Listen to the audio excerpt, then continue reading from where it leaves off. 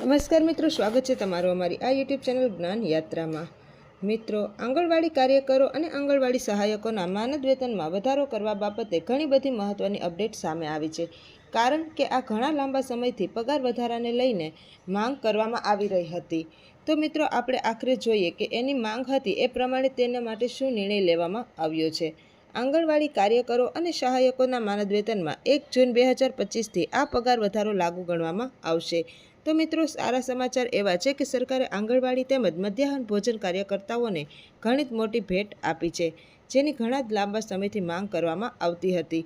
સરકારે આંગણવાડી કાર્યકરોના માનદ વેતનમાં વધારો કરવાની જાહેરાત સત્તાવાર કરી દીધી છે। હવે આંગણવાડી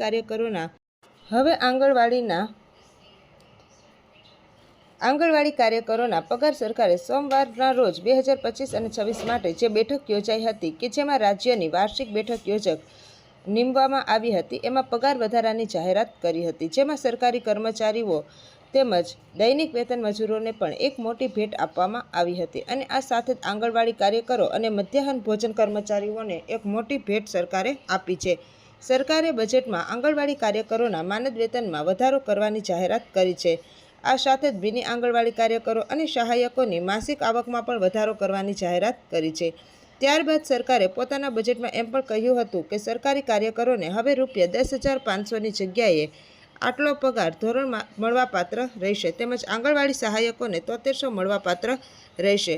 સહાયકોને 5800, આશા કાર્યકરોને 5800, મધ્યાહન ભોજન કાર્યકર્તાઓને 5000, વોટર કેરિયર શિક્ષણ વિભાગને 5500, જળ રક્ષકને 5600 તેમજ જળશક્તિ વિભાગના કામદારોને 5500, પેરામીટર અને પંપ ઓપરેટરને 6600, પંચાયત ચોકીદારને 8500 અને મહેસૂલ ચોકીદારને 6300 તેમજ મહેસૂલ લાંબાદરને ₹4500 પ્રતિ માસ મળવાપાત્ર રહેશે।